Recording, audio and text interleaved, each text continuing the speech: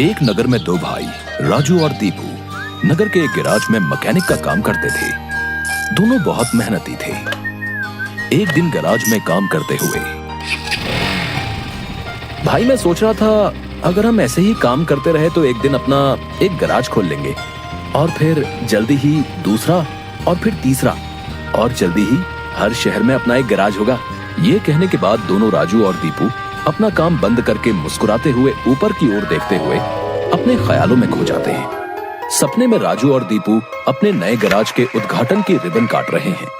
तभी पीछे से उसकी पीठ पर कोई धक्का देता है और दोनों घबरा के सपने से बाहर आते हैं। राजू के बगल में उसकी गैराज का मालिक, ग्रे शर्ट, काले पैंट, सिमटे हुए बाल और आंखों पे चश्मा।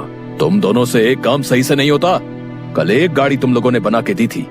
ग्राहक का फोन आया था, उनकी गाड़ी से धुआं निकल रहा है और रास्ते में बंद हो गई है। ये 1 महीने में तुम्हारी 8वीं शिकायत है। मैं तुम दोनों को अभी काम से निकालता हूँ। निकल जाओ मेरे गैराज से।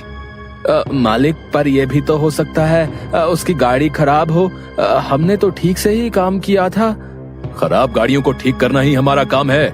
निकल जाओ यहाँ से। और मालिक दोनों को धक्के मार के बाहर निकाल देता है। राजू और दीपू अपने छोटे से कमरे की बिस्तर पर हैं। सामने की दीवार पर विष्णु भगवान की तस्वीर टंगी है। दीपू राजू से, भाई हम हर जगह मन लगा के काम करते हैं, फिर भी हमें हर जगह से निकाल दिया जाता है।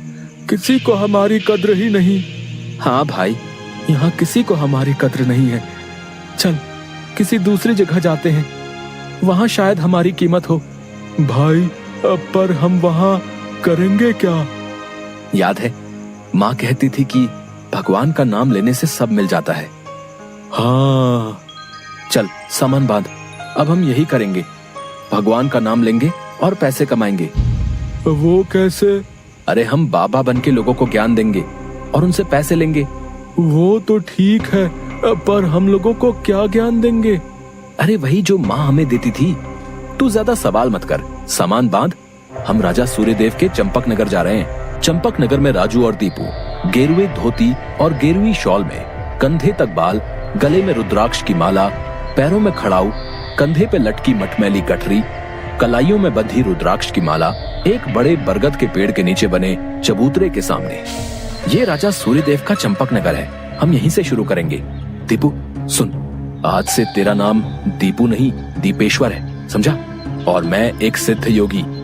मैं यहाँ बैठता हूँ और ध्यान करता हूँ। तू नगर में जाके ये खबर फैला कि एक सिद्ध योगी आए हैं जो हर समस्या का हल देते हैं। ठीक है, मैं जाता हूँ।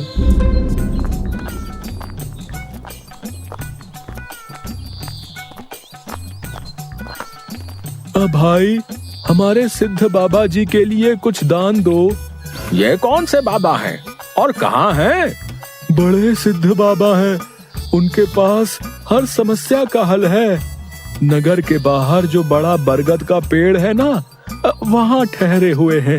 अगर तुम्हें कोई समस्या हो तो उनसे जाके मिल लो, वो तुम्हें हल जरूर बताएंगे। पर हाँ, दान के लिए कुछ लेकर जरूर आना। हाँ, मैं जरूर आऊंगा। औरों को भी बता दो, पूरे नगर का भला हो जाएगा। जरूर बाबा जी, जरूर। राजू पेड़ के नीचे ध्यान में बैठा हुआ है और दीपू थैले में सामान लेके उसके पास जाता है। मैंने नगर में खबर फैला दी है, जल्दी ही लोग यहाँ आते होंगे। तुम तैयार रहो। मैं तो कब से तैयार हूँ, देखते हैं क्या होता है। राजू फिर से ध्यान में बैठ जाता है। तभी नगर के लोग वहाँ आने लगते हैं और हाथ जोड़ के नीचे बैठे हैं। बाबा, हमारा काम नहीं चल रहा, कृपा करें। आप जो भी दान के लिए लाए हैं बाबा के चरणों में रखें और बाबा से गुरु मंत्र लें। दुकानदार राजू के पास पैसे रखता है और हाथ जोड़कर खड़ा हो जाता है। राजू इशारे से दुकानदार को अपने पास बुलाता है और उसके कान में कहता है, श्री राम। हर बिक्री के समय मन में ये नाम का जाप करो, बिक्री बढ़ जाएगी। याद रहे, अपना ये मंत्र किसी को नहीं बताना, अपनी पत्नी को भी नहीं। जैसी आपकी आज्ञा बाबा जी। महाराज, आप राजकुमारी के लिए एक योग्य वर तलाश रहे थे। हमारे गांव में एक सिद्ध योगी आए हैं जो तेजवान हैं और राजकुमारी के लिए एकदम श्रेष्ठ हैं। गुरुदेव, मुझे आपके चयन पर पूरा विश्वास है। अगर आपने चुना है तो वो राजकुमारी के लिए अवश्य ही उत्तम होगा। सोने जवाहरात और अनेक उपहार लाओ। हम अभी उन महान योगी के पास जाएंगे और उनसे राजकुमारी से विवाह करने का आग्रह करेंगे। हे तपस्वी, मैंने आपके बारे में जो सुना था, आप उतने ही तेजस्वी हैं। मेरा आग्रह स्वीकार करें। राजू ध्यान से आंख खोलकर राजा को देखते हुए, जी महाराज, कहिए क्या परेशानी है आपको?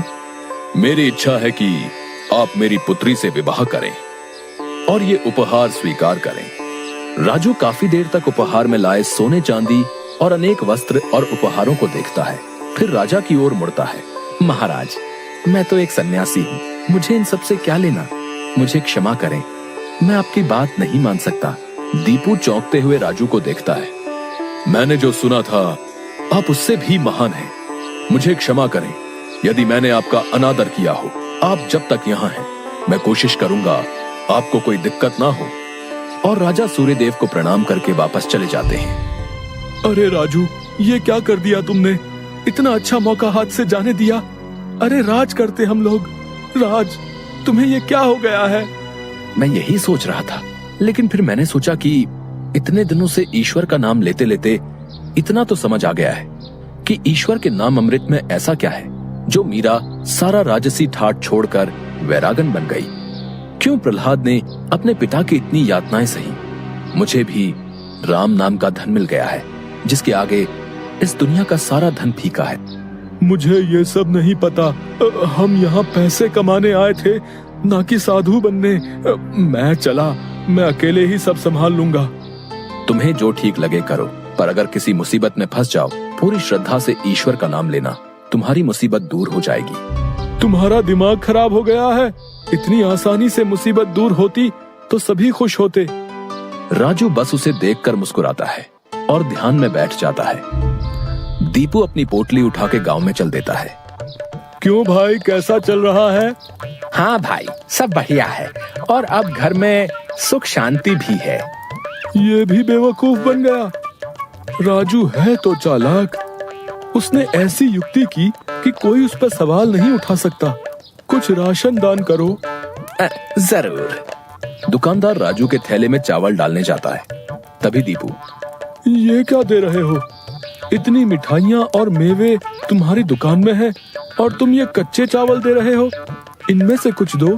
पर बाबा तो ये सब नहीं कहते। तुम्हें क्या करना है? जितना कह रहा हूँ वो करो। दीपू आगे जाता है और जोहरी की दुकान में दुकानदार से, और भाई जोहरी, कैसी चल रही है दुकानदारी? बाबा की कृपा से सब बढ़िया चल रहा है। कहिए क्या सेवा करूं? बाबा के लिए कुछ दान दो। इससे पहले कि इन्हें मेरी असलियत पता चले, इनसे तगड़ा दान लेके गांव से गायब हो जाऊंगा। फिर ये लोग राजू के पीछे पड़ेंगे तो उसे समझ आएगा। बाबा के लिए कुछ दान दो। जौहरी पैसे निकाल कर देने लगता है। अरे ये क्या भीख दे रहे हो? बाबा की कृपा से तुम्हारी दुकान चल रही है। इतने सारे जवाहरात हैं, इनमें से दो, कुछ कीमती सा। जितना दोगे उससे ज्यादा मिलेगा। ये बाबा को क्या हो गया है? कोई नहीं, बाबा को देने से मेरा क्या घटेगा। जौहरी एक सोने की हार दीपू को दे देता है। ये लीजिए बाबा। अच्छा धन बटोर लिया है मैंने। इससे काफी दिनों तक काम चल जाएगा। बड़ी भूख लग गई है, कुछ मिठाइयाँ खा लूं। दीपू एक पेड़ के नीचे बैठ के मिठाइयाँ खाने लगता है। तभी वहाँ 4 डाकू, चेहरे पे नकाब, काले कपड़े और हाथ में छुरी लेकर आ जाते हैं। जो कुछ भी है वो हमें दे दो, नहीं तो हम तुम्हें मार डालेंगे। दीपू डर से अपनी पोटली उन्हें दे देता है। तभी डाकुओं के सरदार का नकाब खुल जाता है। दीपू उसे देख लेता है। अब तुझे मरना होगा क्योंकि तूने मेरा चेहरा देख लिया है। हे भगवान, ये क्या हो रहा है? कैसे बचूं इनसे? भागने की कोशिश की तो ये लोग पकड़ लेंगे। क्या करूं? तभी उसे राजू की बात याद आती है। अगर किसी मुसीबत में फंस जाओ, पूरी श्रद्धा से ईश्वर का नाम लेना, तुम्हारी मुसीबत दूर हो जाएगी। दीपू आंखें बंद कर घुटने पर बैठकर, हे नारायण मेरी रक्षा करो, हे नारायण मेरी रक्षा करो। डाकू का सरदार दीपू को उठाकर, सुन, राजा के सिपाही हमारी ओर आ रहे हैं, इसलिए तुझे छोड़ रहे हैं। अगर तूने किसी को हमारे बारे में बताने की कोशिश की तो तुझे जिंदा नहीं छोड़ेंगे। ये ले अपनी पोटली। डाकू भाग जाते हैं। दीपू सामने से सिपाहियों को आते देख मन में, हे नारायण, मुझसे भूल हुई जो मैं राजू की बात को समझ नहीं पाया। मैं राजू के पास वापस जा रहा हूँ और उसके साथ रहकर आपके ध्यान में अपना जीवन बिताऊंगा। मुझे माफ कर दो राजू, मैं ईश्वर के नाम की महिमा को नहीं समझ पाया, पर अब मैं समझ गया हूँ और तुम्हारे साथ ईश्वर के नाम का धन कमाना चाहता हूँ। राजू दीपू को गले से लगा